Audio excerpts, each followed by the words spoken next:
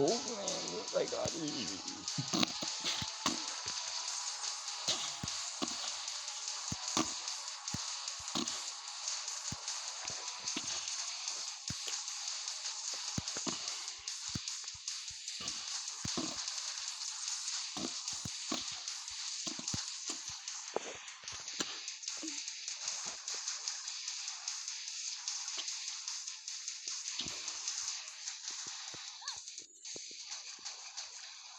เรื่องมันมีอยู่ว่ามันมีคนในธนบัตร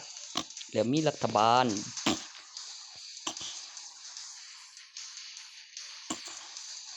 แล้วมีภาษาอังกฤษกับภาษาไทยแล้วมี2กิวภาษาไทยภาษาอังกฤษตัวภาษามันต่างกันของประเทศแล้วมีหนังสือและซื้อมาตัวเว้าเป็นนั่นเกี่ยวกับพ่อกับแม่พาเอ่ยเสียงแล้วหนังสือซื้อมา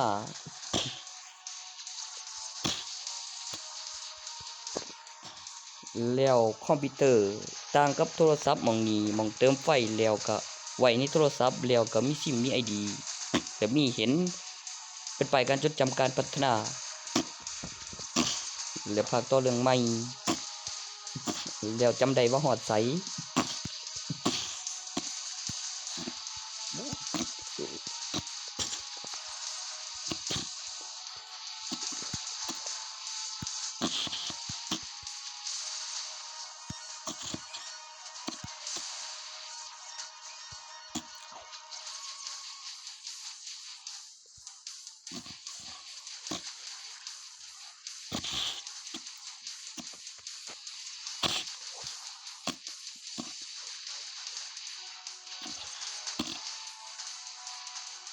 แล้วก็มีหลักฐานแสดงกับพยานเห็นจำได้แล้วก็มีพยานแล้วมีหลักฐาน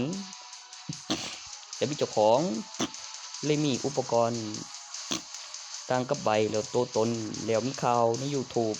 แล้วตัวเลข ต่างกับบัตรประชาชนคือมันเคลื่อนที่กันไปการจำการพัฒนาแล้วมีตัวตนแล้วมีชื่อบุคคลคิดว่าคนในลายใบทะเบียนบ้านต่างกับบัตรประชาชนตรงใบทะเบียนบ้านในบัตรประชาชนบัตรประชาชนเป็นอุปกรณ์ ลงทะเบียนซิม QR Code ในลายข้อมูลการตอบสนองจากเครือข่ายเลขท้ายบัตรประชาชนเลขหมายเบอร์โทรแล้วก็รางวัลล็อกอินประจำวันผลประโยชน์แบบตกบัตรเช็คชื่อแล้วได้รางวัล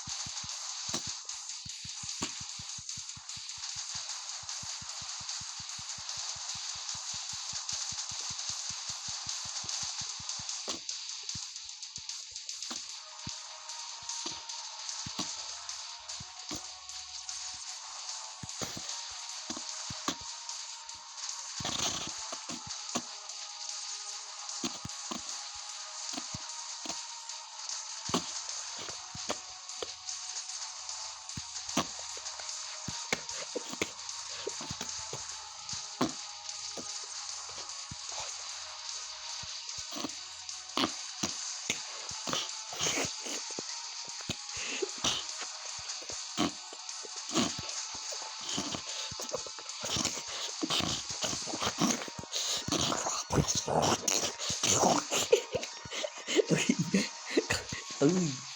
กได้ยังอยากรู้อยากอยู่หมดอีลารู้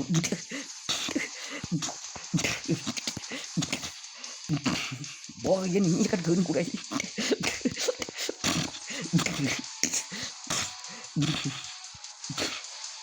ลืมงงตัว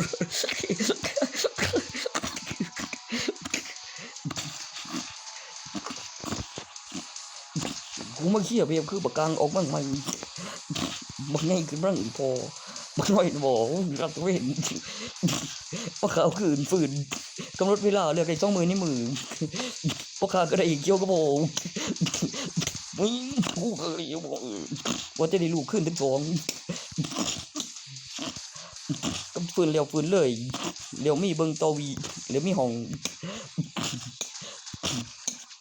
เดี๋ยวบุกจำได้แล้วพักตัวหนึ่งมันเดี๋ยวมีก้อนล็อกทั้งในลันกึกเดี๋ยวฝืนอย่างย่างเปิดประตูมาคือฝันแต่ยังบ่ตายบ่เรื่องความจริง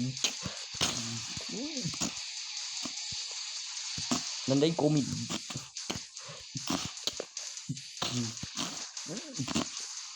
เดี๋ยวดำลึกขึ้นไปเร็วฮอดพอเร็วอ้ายออกเฮือนเร็วยกเบื้องบาดาลขึ้นบกกับลงทะเลว่าซั่นกันสงครามมันยังสอนพี่น้องหาเรื่องแบบบุกใจหลาก็พอบ่กูคอยโบกูได้มันโบแล้วนึกงงจะกระดุน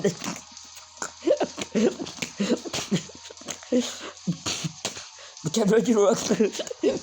คือ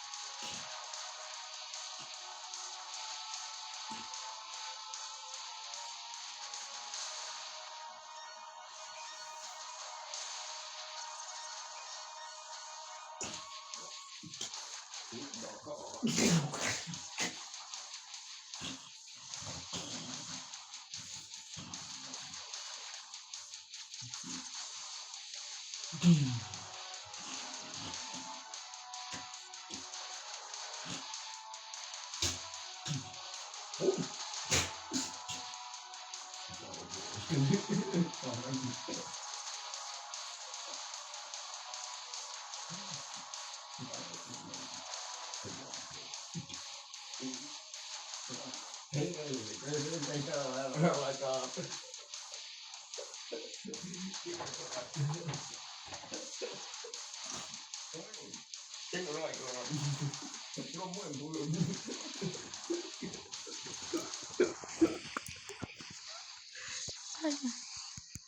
ช่ยังเขียนว่าเลย